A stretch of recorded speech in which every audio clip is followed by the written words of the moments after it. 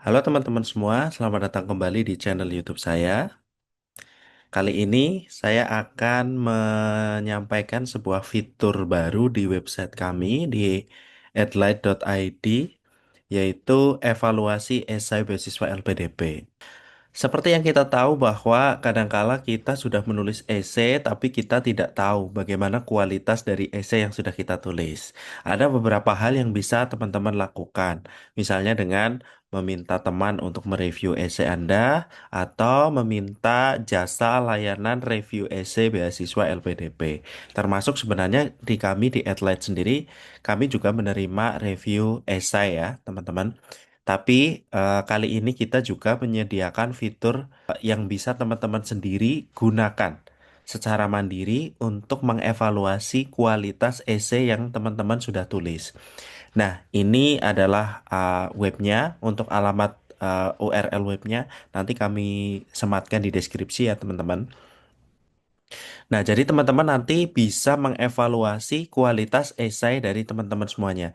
Dan sistem yang kami buat ini mengacu pada panduan penulisan esai beasiswa LPDP. Sehingga poin-poin penilaian, kemudian syarat-syarat pembuatan esai kita buat sedemikian rupa sehingga menyesuaikan dari panduan yang diberikan oleh LPDP untuk menilai esai calon pendaftar beasiswa LPDP.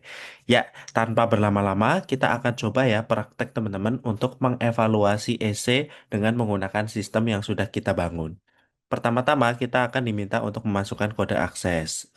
Saya sudah membuat kode akses untuk teman-teman bisa memilih bahasa dari esai yang teman-teman tulis. Bisa bahasa Indonesia atau bahasa Inggris. Ya, kita akan coba dua-duanya, tapi pertama kita coba bahasa Indonesia dulu ya, teman-teman. Oke, saya akan copy dulu contoh esai dalam bahasa Indonesia. Ya, ini saya pastekan di sini ya. Ini adalah contoh esai yang sudah ditulis dalam bahasa Indonesia. Ya, kita gampang aja, tinggal klik evaluasi esai, nanti kita menunggu hasilnya. Eh, ya, tidak begitu lama, tapi juga tidak instan gitu ya, perlu waktu. Ya, ini lihat teman-teman. Ya, pertama hasil dari evaluasi akan berbentuk skor seperti ini. Misalnya struktur dan format. Skor maksimalnya 10, ini 9. Artinya masih ada sedikit kekurangan ya. Kemudian alasan memilih program studi 9 dari 10. Komitmen dan kontribusi nyata ini 14 skornya.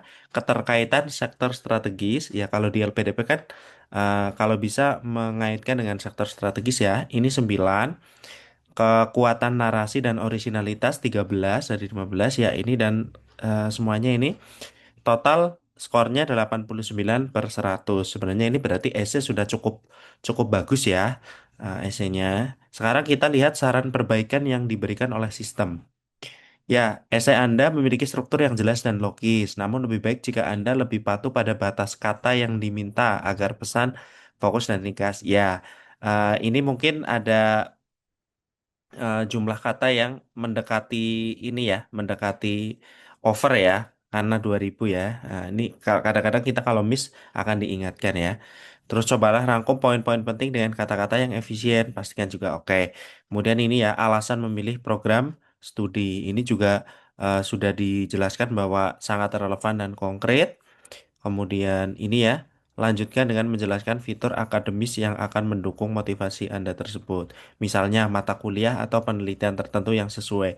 Nah, berarti di essay tadi mungkin masih belum menyebutkan tentang mata kuliah. Nggak masalah. Nah, oke. Komitmen dan rencana kontribusi sudah sangat jelas dan realistis. Oke, tidak ada saran perbaikan. Keterkaitan, ya, memahami sektor strategis.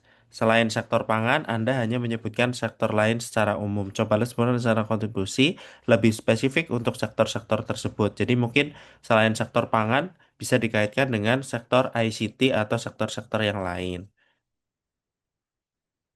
Ya, untuk kekuatan narasi dan orisinalitas sudah sangat baik dan otentik. Oke, tambahkan cerita pribadi boleh juga ya untuk melihat untuk meningkatkan orisinalitas. Misalnya cerita tentang pengalaman yang eh, menjadikan titik motivasi Anda untuk melanjutkan studi, misalnya itu boleh juga. Kesiapan akademik, oke. Kemudian Inisiatif kontribusi non formal ada tidak? Oke, kegiatan di luar pekerjaan utama ya, itu menunjukkan inisiatif yang baik. Oke, ini kontribusi berarti. Oke, terus keterukuran dan keberlanjutan rencana. Oke, rencana sudah memiliki indikator keberhasilan target waktu yang jelas ya. Ada sistematis ya. Biasanya teman-teman kalau menulis esai itu 1 tahun setelah lulus, 2 tahun setelah lulus, atau 5 tahun, 10 tahun begitu ya. Ada timeline yang jelas. Bahasa mudah dipahami, namun perhatikan, oke, kata hubung kalimat. Oke, misalnya kalimat saya melihat bahwa masa depan pertanian Indonesia, terutama di kawasan urban, tidak lagi dapat mengandalkan pendekatan konvensional. Di setelah kawasan urban terdengar tidak alami, bisa diganti dengan pada ya, berarti bukan di kawasan urban, tapi pada kawasan urban. Itu lebih baik ya. Ya, jadi sistem ini juga memberikan rekomendasi perbaikan bahasa yang cukup baik ya. Oke, sekarang kita coba untuk menggunakan esai yang berbahasa Inggris. Oke, kita pilih. Berarti pertama kita, maaf, pertama kita pilih bahasa Inggris ya kodenya ya. Ini ya English, kemudian kita masukkan kodenya dan kita pastekan di sini. Kemudian kita evaluasi lagi.